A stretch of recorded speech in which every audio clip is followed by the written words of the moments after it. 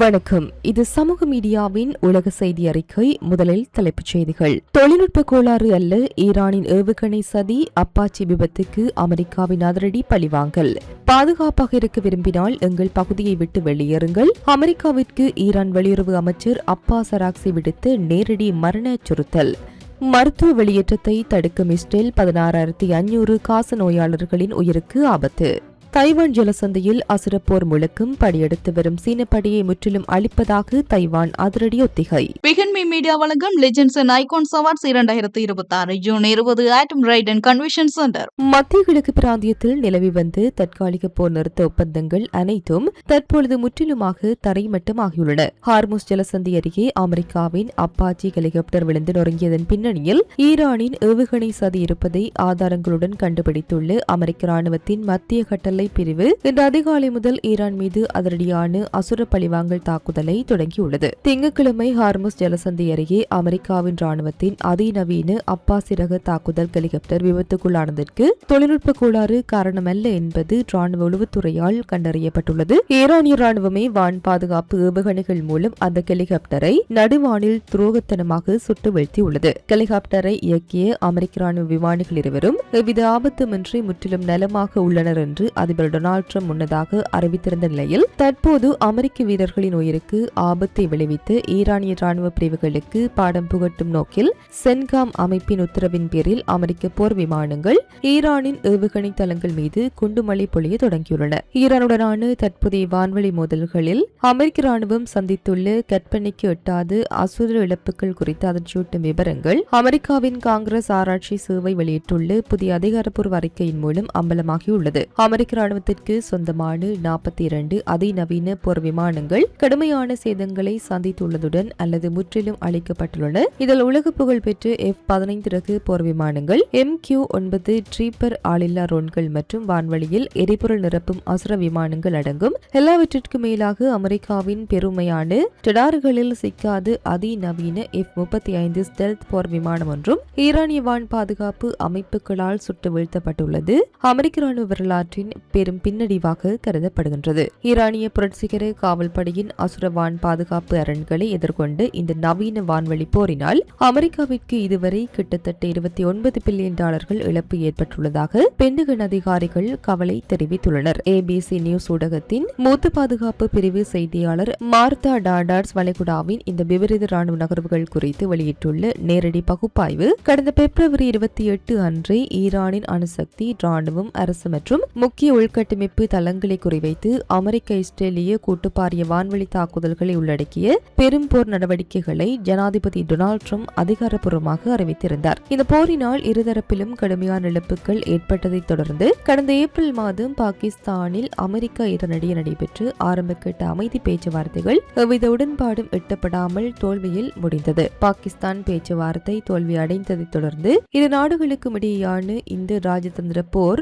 ஒரு வழியில் அல்லது வேறு வழியில் முழுமையான முடிவுக்கு வரும் வரை தற்காலிக போர் நிறுத்தம் காலவரையின்றி நீடிக்கப்படுவதாக அதிபர் டொனால்ட் ட்ரம்ப் அறிவித்திருந்தார். இருப்பினும் ஈரானை சுற்றியுள்ள கடல் பகுதிகளில் அமெரிக்க கடற்படையின் பொருளாதார மற்றும் ராணுவ முற்றுகை தொடர்ந்து நீடிக்கும் என்று ட்ரம்ப் விடுத்திருந்து மூச்சு திணற வைக்கும் எச்சரிக்கைகளுக்கு மத்தியில்தான் தற்போது ஈரான் அமெரிக்க ஹெலிகாப்டரை சுட்டு வீழ்த்தியதும் அதற்கு பதிலடியாக அமெரிக்கா ஈரானுக்குள் மீண்டும் தாக்குதலை தீவிரப்படுத்தியுள்ளதும் வளைகுடாவில் 3வது உலகப் போருக்கான சூழலை உருவாக்கியுள்ளது.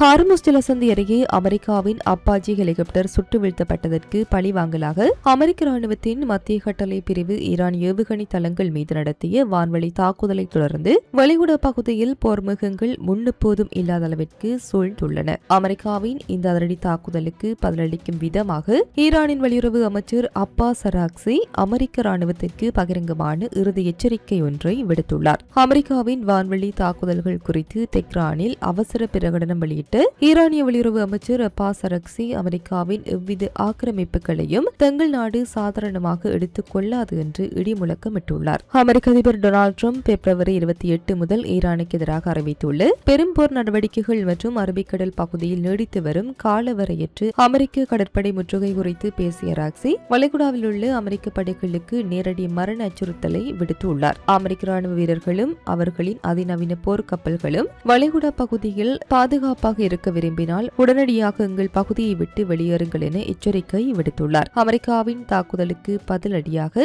ஈரானிய புரட்சிகர காவல்படை எந்த நேரமும் அமெரிக்காவின் ராணுவ நிலைகள் மீது அசுர பாலிஸ்டிக் ஏவுகணை தாக்குதல்களை தொடுக்கலாம் என்பதால் வளைகுடா பகுதி தற்பொழுது முழுமையான உலகப் போரின் விளிம்பிற்கு தள்ளப்பட்டுள்ளது. வளைகுடா பகுதியில் அமெரிக்கா ஈரான் இடையே மீண்டும் நேரடி வான் யுத்தம் வெடித்துள்ள அசுர பரபரப்புகளுக்கு மத்தியில் மறுபுறம் காசாவில் மனிதாபிமான நெருக்கடி புதிய உச்சத்தை தொட்டுள்ளது. கடந்த ஆண்டு அக்டோபர் மாதம் முதல் பேரளவிலான போர் நிறுத்தம் அமலில் இருந்த போதிலும் வெளிநாடுகளில் அவசர மருத்துவ சிகிச்சை பெற வேண்டிய 16,500க்கும் மேற்பட்டு பாலஸ்தீனிய நோயாளிகளை காசாவை விட்டு வெளியேற விடாமல் இஸ்ரேல் ராணுவம் திட்டமிட்டு தடுத்து வருவதாக காசாவின் சுகாதார அமைச்சகம் செவ்வாயன்று அதிரடி குற்றச்சாட்டை சுமத்தியுள்ளது. காசா சுகாதார அமைச்சகத்தின் தற்காலிக துணை செயலாளர் மகேர் ஷாமியா வெளியிட்டுள்ள அவசர அறிக்கையின்படி அக்டோபர் 2023 முதல் இஸ்ரேல் நடத்திய இனப்படுகொலை போரில் இதுவரை கிட்டத்தட்ட 73,000 பாலஸ்தீனியர்கள் கொல்லப்பட்டுள்ளனர். இந்த சூழலில் எஞ்சியிருக்கும் படுகாயமடைந்தவர்களையும் சிறுநீரக செயலிழப்பு மற்றும் புற்றுநோயால் பாதிக்கப்பட்டு தீவிர நோயாளிகளையும் வெளிநாடுகளுக்கு செல்ல விடாமல் இஸ்ரேல் முடக்கியுள்ளது. நோயாளிகள் வெளியேறுவதற்கான பிரதான நுழைவாயிலான ரபா எல்லை கடப்பை இஸ்ரேல் தொடர்ந்து மூடி வைத்துள்ளது. கரேம் அபுசலேம் எல்லை கடப்பில் மருத்துவ வெளியேற்றங்களுக்காக வாரத்தில் ஒரே ஒரு நாளை மட்டுமே இஸ்ரேல் ஒதுக்கியுள்ளது. மக்கள் வெளியேற வாரத்தில் 3 நாட்கள் மட்டுமே அனுமதிக்கப்படுகிறது. காசாவின் ஒட்டுமொத்த சுகாதார உள்கட்டமைப்பை இஸ்ரேல் திட்டமிட்டு சிதைத்துள்ளதாக ஐக்கிய நாடுகள் சபை நிபுணர்களும் உதவிக்குழுக்களும் கடுமையாக குற்றம் சாட்டியுள்ளனர். புனரமைப்பு பணிகள் தடையின்றி நடந்தால் பெரும்பாலான நோயாளிகளுக்கு உள்ளூரிலேயே சிகிச்சை அளிக்க முடியும். ஆனால் அதற்கும் இஸ்ரேல் முட்டுக்கட்டை போடுவதாக சாமியா சாடியுள்ளார். தற்பொழுது காசா மக்கள் தொகையில் 90% பேர் இடம்பெயர்ந்து வாழும் சூழலில் ஐநா பொதுச் செயலாளர் ஆண்டோனியோ குட்டரஸ் இஸ்ரேலுக்கு அவசர உத்தரவு பிறப்பித்துள்ளார். காசாவிற்குள் செல்லும் எல்லை கடப்புகளை இஸ்ரேல் மூடியுள்ளது மிகுந்த கவலை அளிக்கின்றது. மனிதாபிமான உதவிகள் பாதுகாப்பாகவும் தடையின்றியும் சென்றடைய அனைத்து எல்லை கடப்புகளையும் இஸ்ரேல் உடனடியாக திறக்க வேண்டும். ஐநா மற்றும் ஐரோப்பிய ஒன்றியத்தின் கூட்டு மதிப்பீட்டின்படி இஸ்ரேலின் தொடர் தாக்குதல்களால் காசாவின் மனித வளர்ச்சி 77 ஆண்டுகள் பின்தங்கியுள்ளதுடன் அதன் உள்கட்டமைப்பை மீண்டும் கட்டியெழுப்ப $71 பில்லியன் அதிகமான நிதி தேவைப்படும் என எச்சரிக்கப்பட்டுள்ளது. ஒப்பந்தத்தின்படி தினமும் 600 உதவி லாரிகள் காசாவிற்கு நுழைய வேண்டும் என்றாலும் இஸ்ரேல் அத்தியாவசிய பொருட்களை தடுப்பதாக ஹமாஸ் குற்றம் சாட்டியுள்ளது. எகிப்தில் ஞாயிற்றுக்கிழமை தொடங்கிய புதிய சுற்று பேச்சுவார்த்தையில் ஹமாஸின் ஆயுதங்களை களைவது மற்றும் காசாவிலிருந்து இஸ்ரேலிய படைகளை திரும்பப் பெறுவது போன்ற முக்கிய முட்டுக்கட்டைகளால் அமைதி பேச்சுவார்த்தை தற்பொழுது முற்றிலும் முடங்கியுள்ளது. உலகப் போருக்கான அடுத்த மையப்புள்ளியாக கருதப்படும் தைவான் ஜலசந்தியில் தற்போது அசுர போர் முழக்கம் வெடித்துள்ளது. தைவானை தன்வசப்படுத்த துடிக்கும் சீனாவின் சாத்தியமான முழு அளவிலான ராணுவ படையெடுப்பை எதிர்கொண்டு அதனை முற்றிலுமாக தரைமட்டமாக்குவதை உருவகப்படுத்தும் பிரமாண்ட நேரடி போர் ஒத்திகைகளை தைவான் ராணுவம் நாடியுள்ளது. தைவான் ஜலசந்தியில் சீன கடற்படை மற்றும் போர் விமானங்களின் அத்துமீறல்கள் நாளுக்கு நாள் அதிகரித்து வரும் நிலையில் இந்த அதிரடி பயிற்சிகள் மேற்கொள்ளப்பட்டுள்ளன. தைவான் எல்லையை நோக்கி அசுர வேகத்தில் படையெடுத்து வரும் ஒரு பெரும் எதிரிப்படையை வான்வழி, கடல் மற்றும் தரைவழி என 3 முனைகளிலும் எப்படி தடுத்து நிறுத்தி முற்றிலுமாக அழிக்க வேண்டும் என்பதில் இந்த பயிற்சிகள் கவனம் செலுத்தின. சீனா திடீர் தாக்குதலை தொடங்கினால் தைவானின் அதிநவீன ஏவுகணை பிரிவுகள் மற்றும் வான் பாதுகாப்பு அமைப்புகள் அடுத்த சில நொடிகளில் எப்படி ஒருங்கிணைந்து மின்னல் வேகு பதிலடி உத்திகளை செயல்படுத்த வேண்டும் என்பது இந்த ஒத்திகையின் மூலம் துல்லியமாக சோதிக்கப்பட்டது. ஏதேனும் ஒரு விபரீத சூழலில் சாத்தியமான ராணுவ மோதல் வெடித்ததால் தங்களின் ஒட்டுமொத்த போர் தயார் நிலை மற்றும் தற்காப்பு திறன்கள் எந்த அளவிற்கு அசுர பலத்துடன் உள்ளன என்பதை சோதிப்பதற்காகவே தைப்பே அரசு இந்த ராணுவ பிரகடனத்தை வெளியிட்டுள்ளது. அமெரிக்க மற்றும் மேற்கத்திய நாடுகளின் அதிநவீன ஆயுத ஆதரவோடு தைவான் தனது ஒட்டுமொத்த பாதுகாப்பு நிலையை தொடர்ந்து இரும்பு கோட்டை போல வலுப்படுத்தி வரும் அதே வேளையில் தைவானை சுற்றியுள்ள கடல் பகுதியில் சீனாவின் ஒவ்வொரு நகர்வையும் தைவான் உளவுத்துறை 24 மணி நேரமும் அதிதீவிரமாக கண்காணித்து வருகின்றது. இந்த ஒத்திகையானது சீனா எவ்வளவு பெரிய அசுரப்படையுடன் வந்தாலும் தங்களின் தாயகத்தை பாதுகாக்க தைவான் ராணுவம் மரண போராட்டத்திற்கு தயாராக உள்ளது என்பதை உலக அரங்கிற்கு பகிரங்கமாக வெளிப்படுத்தியுள்ளது.